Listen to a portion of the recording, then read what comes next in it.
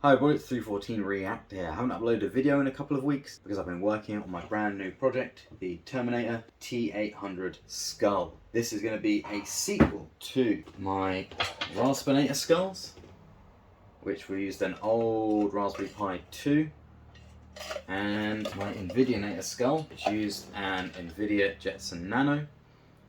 Now these both had vision capabilities and the ability to speak, but it was using not so advanced code.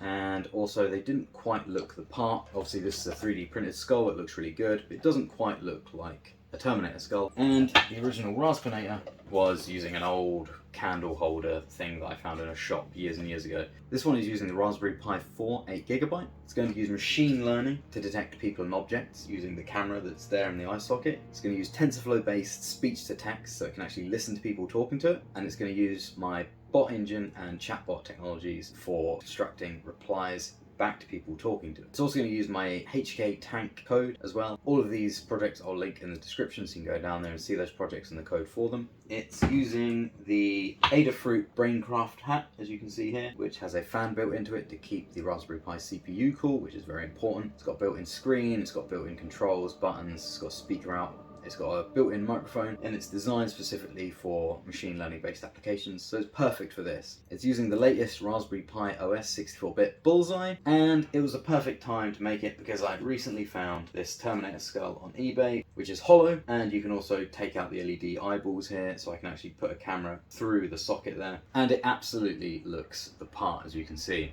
So you can probably just about see the camera in there, but it is installed in there. The Raspberry Pi is not in there at the moment, it's just being prototyped out here, but I will be putting it inside that when the project is finished. So in this video I just want to give a quick demo of where I am at the moment and where we need to go, and then hopefully in a couple of weeks I'll be able to upload the project to Hackster and Electromaker, links in the description, and I'll also get a full demo video up to YouTube. So let's just take a quick look at what I've done now. So here's the actual skull itself in close-up. Really nice. Looks just like it does in the movies. Really nice and reflective. Really good material. And plenty of room to work with. Just look at the detail on that. You can just about see in there where the camera is. And we'll take a look inside the actual inside of the head itself. So here you can see where some of the previous circuitry was. It had some circuitry in there that made these LEDs flash. I've taken that all out and I'm going to hook that right LED up to the Raspberry Pi and control it from there. You see the camera's installed in there at the right angle just so it can see through the eye socket there. It's quite heavy, really good material. And it's going to be the main base of all my future Terminator head projects. So let's take a quick look at the Raspberry Pi itself. So as I said, the Raspberry Pi, the actual brain of it, is outside of the skull at the moment because I'm going to be putting that in when the project is complete. For now it's just sat there prototyped. You can see the Braincraft hat there, you can see all the controls on it, buttons, a little joystick. The screen doesn't work with Raspberry Pi Bullseye 64-bit unfortunately, but the buttons should and those LEDs should if I ever need to use them. And it's also got an inbuilt microphone, which is very handy, and obviously a connector out for a speaker here. Alright, so we're just booting up the program now, and you can hear a little fan kicking in there. Very cool.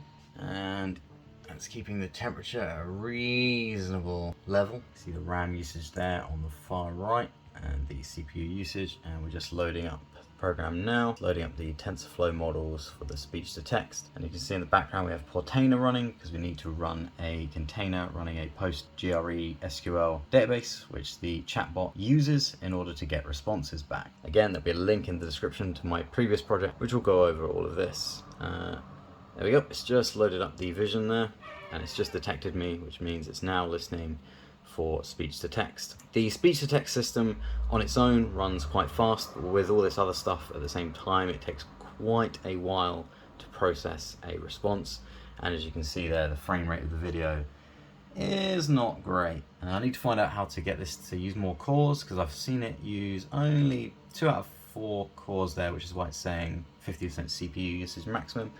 And as you can see there, the TensorFlow image detection is successfully detecting me as a person. You can also see the event stream in the corner here, which is showing everything that it's doing. There's a few bugs left with that, And it's showing the mission parameters there. So it says that when it detects a person, it initiates the talking systems, which initiates the speech to text, which is why it says speech to text there. Now, it should have listened to everything I've said, and it may say something in a couple of minutes. It will take a while to process. And also you can see there the actual vision of the Terminator. It looks a bit funny in color. That's because I'm using a camera with no infrared filter on it. It gives it quite a cool look, and should, if I were to use a infrared LED on there, would allow it to see in the dark. At the moment there is a bit of a RAM usage creep issue. As you can see there, as every frame goes, it adds a couple of megs on. I need to find a way to stop it doing that, because eventually it does run out of RAM. It's all multi-threaded out, so it can be doing vision at the same time that it's processing speech to text, and when it detects stuff, it chucks it into a processing queue, which then goes through and gets processed by other modules. Quite a lot going on all at once. We've got multiple machine learning things going on at the same time, so it can take quite a while to respond.